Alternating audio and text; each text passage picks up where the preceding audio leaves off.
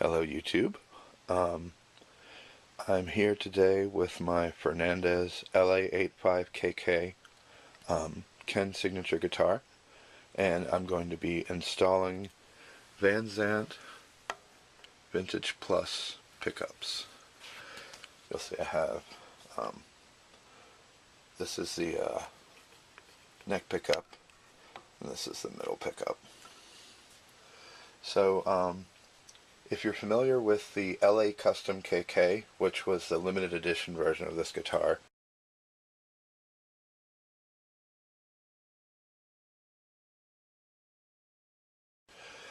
it had 3 single coil pickups and a shallow tremolo.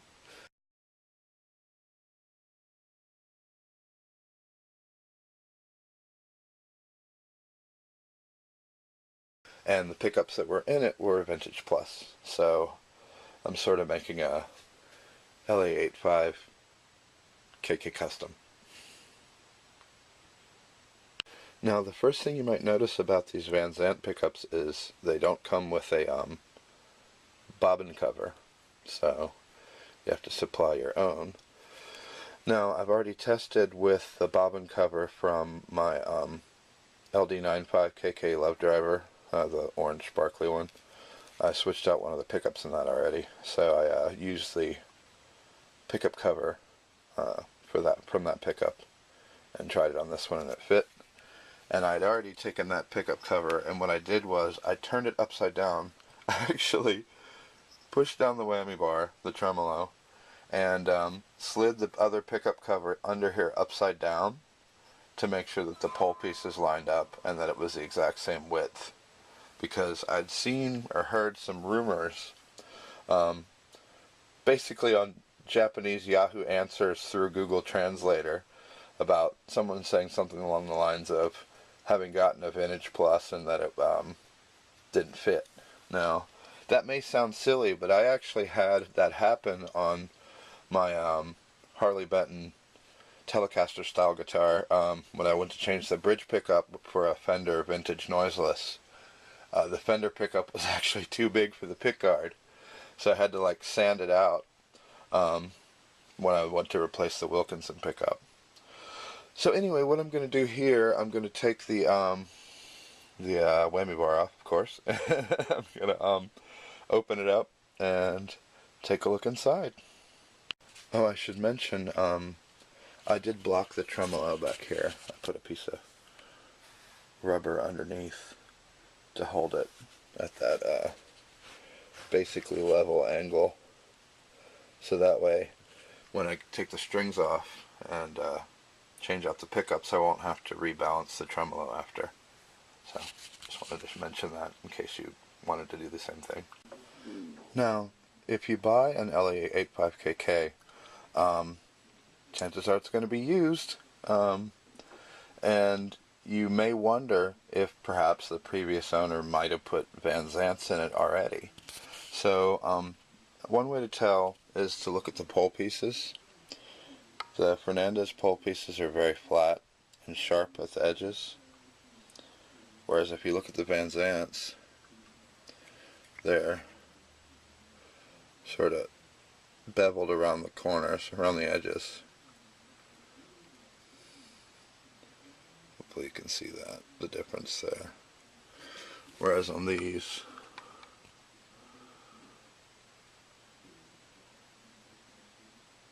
they're pretty sharp at the corners.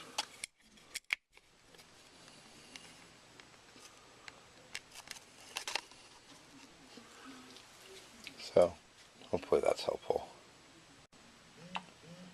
Okay, so what I've done here is I've taken a piece of foam and I've used it to cover up the coil tap switch.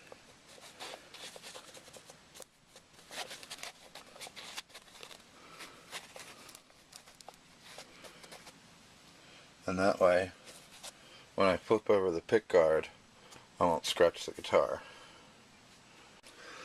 Now I've noticed this lip over the fretboard.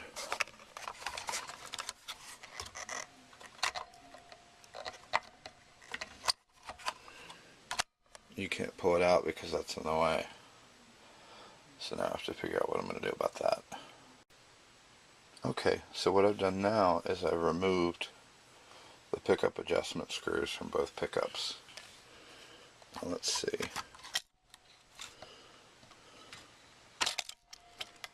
And it comes off.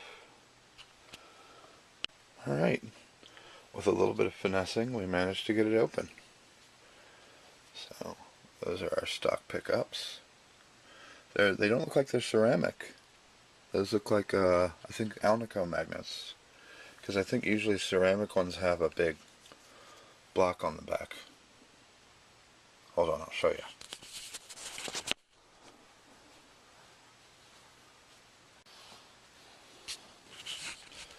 This is the original bridge pickup from my Love Driver, and you can see it's got the big magnet on the back.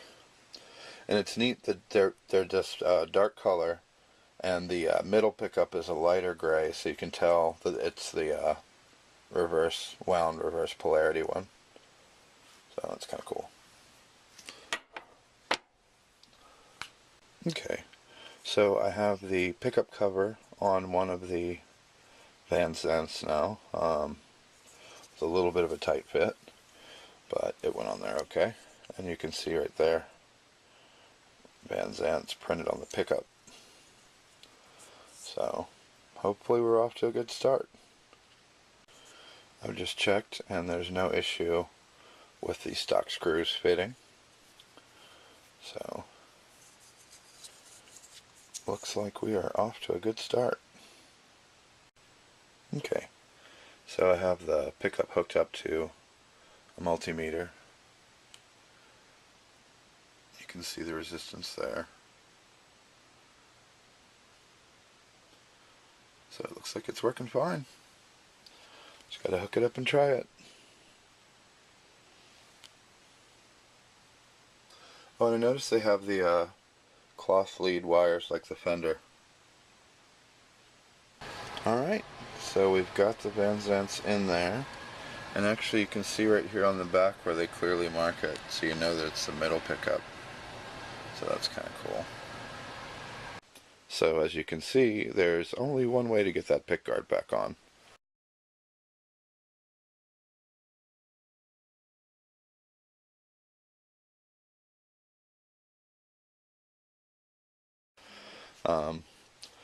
Couple interesting things. Notice the model number is written inside the neck cavity.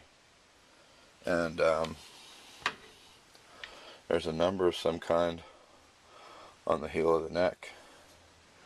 And one cool thing that I've always noticed about this guitar is if you look at the neck, you'll notice it's like a clear lacquer.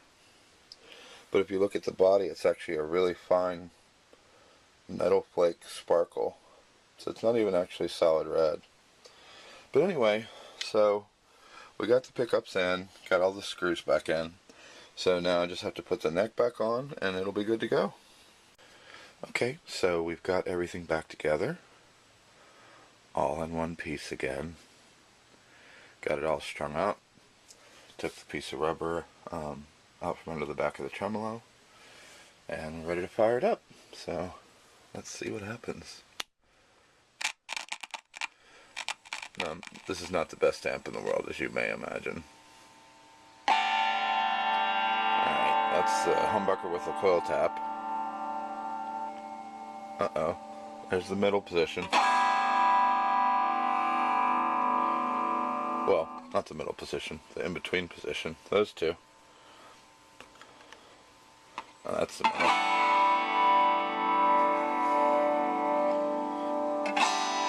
Those two.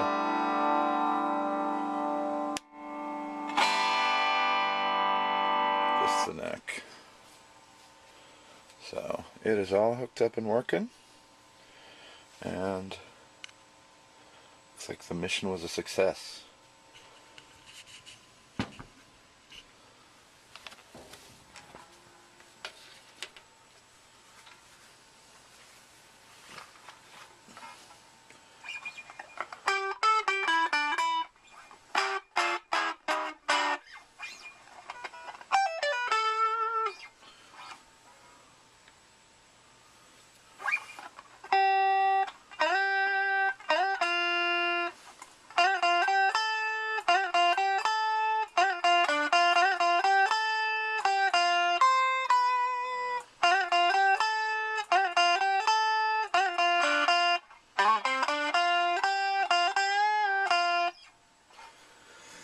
So that's the neck pickup.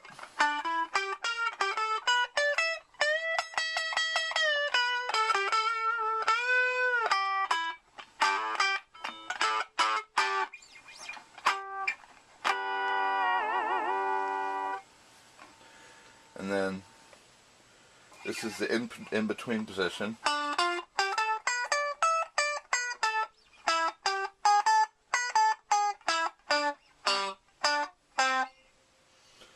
And then here's the middle position.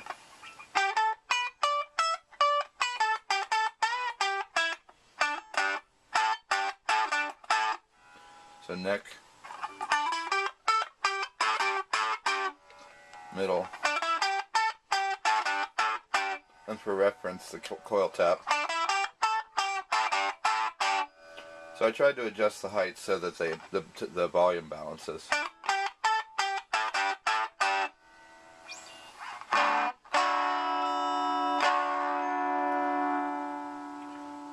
Back the volume off a little bit. This is the middle pickup.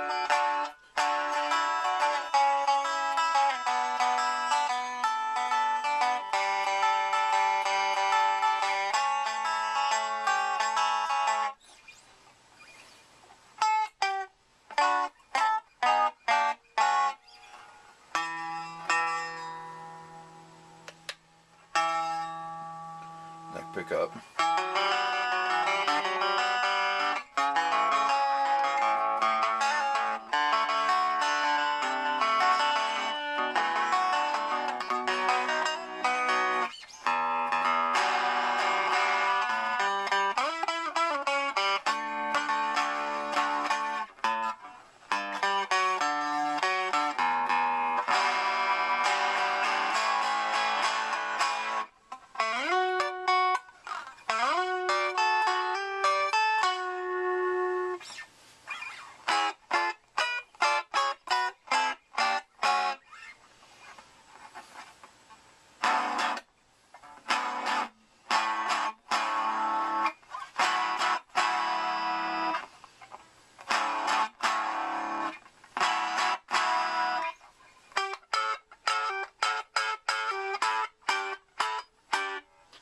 Alright, anyway, it all works. Sounds good. All's well. Thanks for watching.